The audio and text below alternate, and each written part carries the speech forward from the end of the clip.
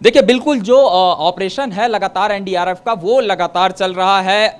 जो आपने बात किया कि दबे होने वाली आशंका, इस आशंका से यहाँ का कोई भी प्रशासनिक अमला वो गुरेज नहीं कर रहा है कि ऐसा हो नहीं सकता है, क्योंकि हाँ। बहुत बड़े पैमाने पर 4 से 5 फीट जो मलबा है उसको मशीन से हटाया जा रहा है। और मौसम आपको एक बार मैं दिखा दूं, क्योंकि हेलीकॉप्टर जो है इसलिए फ्लाई नहीं कर पा रहे हैं, जो मौसम है बहुत ज्यादा खराब हो जा रहा है। बीच में अभी थोड़ी देर पहले जो बारिश हुई थी यहाँ पे, और आप देखिए फिर से जो लगातार इस तरीके के पहाड़ों पर स्मोक उड़ रहा है, इसके वजह से भी जो हेलीकॉप्टर है बहुत नीचे लो वेस्ट पे उड़ान करके चीजों को रेस्क्यू करना और उनको मॉनिटर करना, वो विजिबिलिटी कम होने के कारण इस जगह पर रेस्क्यू करना बड़ा मुश्किल हो रहा है। लेकिन फिर भी अभी सुबह से अगर मैं बात करूं तो इक्का दुक्का जो हेलीकॉप्टर्स हैं वो उड़ान भर पाए हैं, सिर्फ मौसम में विजिबिलिटी की कमी के कारण। मैं महाराज जी के पास आऊंगा, क्योंकि कुछ लोग जो गायब हैं, जिनका पता नहीं चल रहा है, उनके बारे में मैं बात करना चाहूंगा। 4 से 5 लोग की संख्या आपने बताई, और जो लोग हैं वो लगातार आपके पास भी संपर्क कर रहे हैं कि क्या कुछ पता चला, अधिकारियों से भी आप संपर्क में हैं क्या, कौन व्यक्ति हैं जो अभी तक जिनका कुछ पता नहीं चला ऐसे? ये अनुज शुक्ला हैं, देवप्रयाग सुरैन के पिताई, ग्राम ज्ञानपुर, पोस्ट कछौना जिला से हैं। इनका ये आधार कार्ड भी आया है हमारे पास, हरदोई जिला से आए हुए हैं। ये आप देख सकते हैं। तो बिल्कुल देखिए ये जो तस्वीरें हैं, ये यहाँ पर आए थे, यहाँ पर इन्होंने दर्शन किया और दर्शन हमारे पास गए थे, हमारे पास रुक के गए थे, और इनका अभी तक कोई जानकारी नहीं मिल पा रहा है। और हमारी टीम ने कंट्रोल रूम भी बनाया हुआ है कि लोग जो भी जिनके परिजन खोए हुए हैं उनसे हमसे संपर्क करने के लिए जितना हम लोग से कोशिश हो रही है, हम लोग कोशिश कर रहे हैं उनको ढूंढने में। ये तो जो बात हम कर रहे हैं कि 4 से 5 फीट नीचे मलबा जो जमा हुआ है, क्योंकि आप तो लगातार आपका आना जाना ऊपर रहता है, क्या स्थिति बनी हो सकती है? क्योंकि एक साथ मलबा आया होगा, उसमें अभी भी लोग दबे होने की संभावना क्या बनी हुई है अभी भी? बिल्कुल, जब तक वो पूरा मलबा नहीं हटाया जा सकता तब तक तो उसमें मलबा में तो कुछ ना कुछ यात्री दबे ही होंगे, यात्री हों या हमारे कश्मीरी भाई हों या फिर लोकल हों। अब वो मलबा हटाने के बाद ही पता चलेगा उसमें कितनी संख्या में लोग। लंगर सेवा वालों की अगर हम बात करें, कुछ आपने जो कुछ वीडियो भी दिखाए हैं उसमें तहस नहस हो गया पूरा वो लंगर वाला इलाका। तो क्या जो सेवादार थे लंगर में वो सारे लंगर के जितने भी सेवादार हैं वो सब सुरक्षित हैं, बाबा की कृपा से उनको कोई क्षति नहीं पहुंची है। वहाँ कैंप कितने लगाए गए थे, संख्या कितनी थी उन कैंपों की जो बह गए? जो कैंपों की संख्या बहुत है, जितने बह गए हैं वो कम से कम 40 से 50।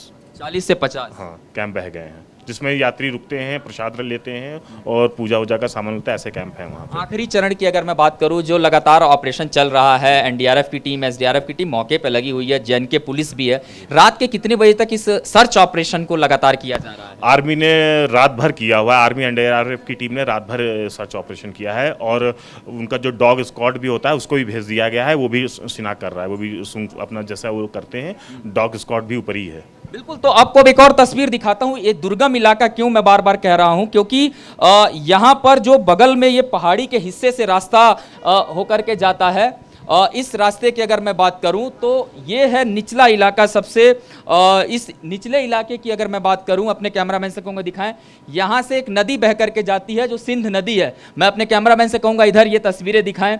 इस हिस्से से पूरा जो नदी है ये इसी के हिस्से से नीचे से बह करके जाती है, और इस हिस्से वाले को एरिया पे भी अगर मैं बात करूं पूरी तरीके से जो मलबा है वो उसके वजह से प्रभावित हुआ। इस वजह से जो ऑपरेशन है वो करना बड़ा मुश्किल। हालांकि देखिए जो ये घुड़सवार हैं यहाँ पर, जो ये लोग अपना जीवन यापन यहीं पे करते हैं, यहीं पे अपना घर बना करके रहते हैं, तो ये अभी भी अपने घरों को सजाने संवारने में लगे हुए हैं, पत्थरों से इस तरीके से अपना बनाते हैं। क्योंकि अगर अमरनाथ यात्रा की बात करें, ये 43 दिन बाद जो पूरी यात्रा शुरू हुई है, और इस यात्रा के शुरू होने के बाद से ऐसी उम्मीद जताई जा रही थी कि जो यात्री हैं बड़े सुरक्षित तरीके से इस पूरी यात्रा को कर लेंगे। लेकिन ये एक प्राकृतिक आपदा थी, हालांकि इस प्राकृतिक आपदा में भी बड़े पैमाने पर जान माल का नुकसान हुआ है, और प्रशासन लगातार इस चीज़ को इसीलिए अभी भी सर्च ऑपरेशन, रेस्क्यू ऑपरेशन चला रहा है, क्योंकि जो स्थिति यहां पर बनी हुई है वो बादल लगातार जो है बारिश यहां पे लगातार हो रही है,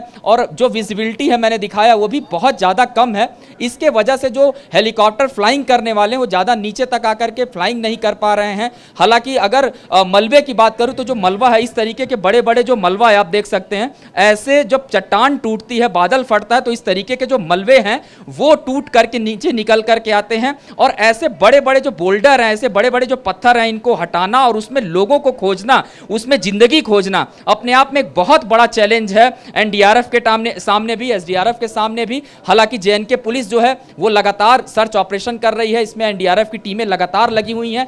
500 जो है उस सेना के जवान हैं जो ऊपर इस वक्त इस पूरे ऑपरेशन को कर रहे हैं। हालांकि इस पूरे ऑपरेशन की अगर हम बात करें तो पूरे ऑपरेशन को 72 घंटे से ज्यादा का वक्त हो चुका है, चलाया जा रहा है और देर शाम 7 बजे तक इस पूरे ऑपरेशन को इसी तरीके से चलाया जाएगा। बिल्कुल गौरव, देखिए बहुत महत्वपूर्ण जानकारी और बहुत ही ज़्यादा महत्वपूर्ण तस्वीरें भी आप दिखा रहे हैं कि आखिर जब चट्टान टूटती है तो क्या होता है, और साथ ही जिस तरीके का सैलाब वहां पर आया, हर कोई यही सोच रहा हो कि उनका अपना कहाँ है। लेकिन क्या वहां की टीम की तरफ से कोई लिस्ट ऐसी चीज़ें जारी की गई हैं अभी तक गौरव? क्योंकि लोग ढूंढ रहे होंगे अपनों को कि वो हैं कहाँ, जो लोग दब गए हैं, जो लोग अभी तक बाहर नहीं निकले हैं, जिनका रेस्क्यू नहीं किया गया है, जिनकी पहचान नहीं हो पाई है, उनके रिश्तेदार खोज में होंगे इस चीज़ के। बिल्कुल, देखिए मैं आपको जानकारी दे दूं, बाकायदे इसके लिए जो लिस्ट है वो सुबह सुबह ही जारी की गई थी। अगर उस लिस्ट की बात करें तो मरने वालों की जो संख्या है अब तक अनुमानित आंकड़े वही 16 बताया जा रहा है। हालांकि ये संख्या बढ़ भी सकती है क्योंकि अभी तक यही आंकड़ा दिया गया है। दूसरा, अगर घायलों की बात करें तो जो नीचे, यहाँ से काफी नीचे जाने के बाद से बेस कैंप बनाया गया है।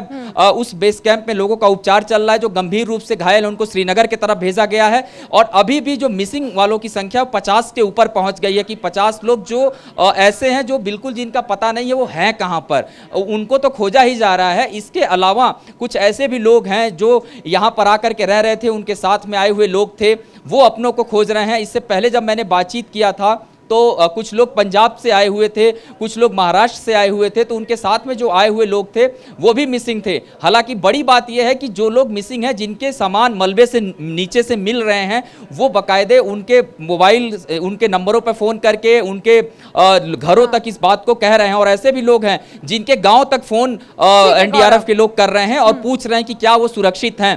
तो इस तरीके का पूरा जो ऑपरेशन है लगातार चल रहा है और इस ऑपरेशन में जो सबसे बड़ी बाधा है वही है कि मौसम जो है यहाँ पे लगातार जो बारिश हो रही है, इससे थोड़ा सा जो काम है वो जरूर प्रभावित होता नजर आ रहा है। जी ठीक है, गुड जॉब गौरव, ब्रिलियंट। आपने एकदम ही ग्राउंड जीरो से दिखाई वो हर तस्वीर दर्शकों को, जो दर्शक देखना चाह रहे हैं अभी और जो लोग सोच रहे हैं अमरनाथ यात्रा पर जाएं, उनके लिए भी ये बहुत बड़ा मैसेज है, संदेश है कि अगर वो जा रहे हैं तो उनके पास क्या चीज़ें होनी चाहिए। बहुत शुक्रिया इस तमाम जानकारी के लिए गौरव।